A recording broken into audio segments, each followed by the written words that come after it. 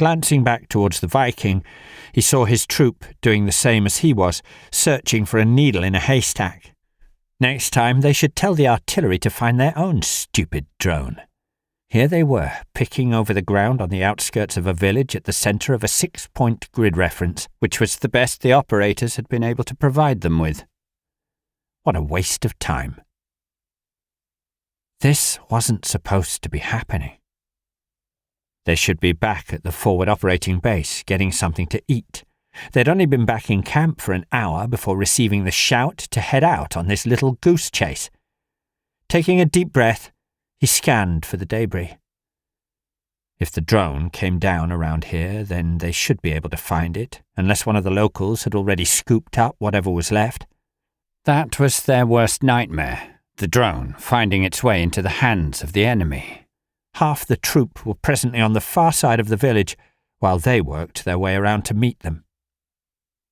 A shout went up, and he looked over his shoulder.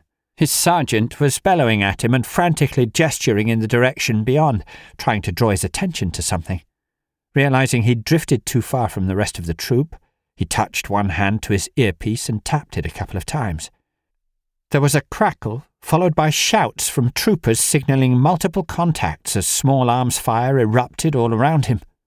The roar of mechanized armor starting their engines sounded, and he looked back in the direction indicated, seeing a puff of blue smoke and a black dot racing towards him. Something whistled past, and only when it struck the rocks behind did the reality hit home. The detonation of the rocket-propelled grenade sent shards of rock and shrapnel in every direction.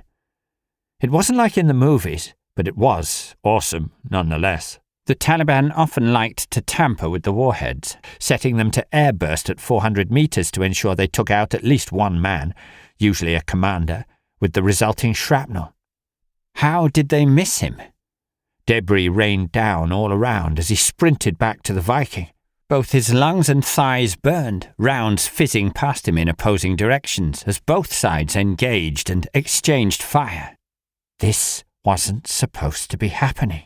Reaching the vehicle, his sergeant screamed at him, "Take your bloody time, trooper!" He clambered into the driver's seat as an almighty clang sounded, audible above the roar of both engine and gunfire. His ears rang.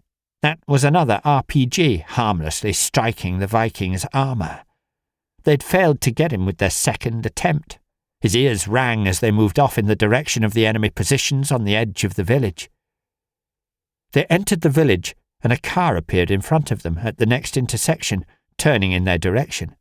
It had sheet metal cobbled together across the front with a single slit before the driver to enable him to see where he was going. It must be a suicide mission. The car accelerated, bouncing its way along the uneven road surface towards them. The Viking's Browning M2 rotated and opened fire, tearing through the car's makeshift armor as if it was made of paper. The vehicle swerved to the right, out of control, slamming into the mud-brick perimeter wall of the village. The car exploded, a wall of flames engulfing the entire street.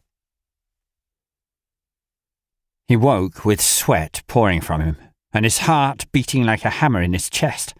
For a second he was bewildered.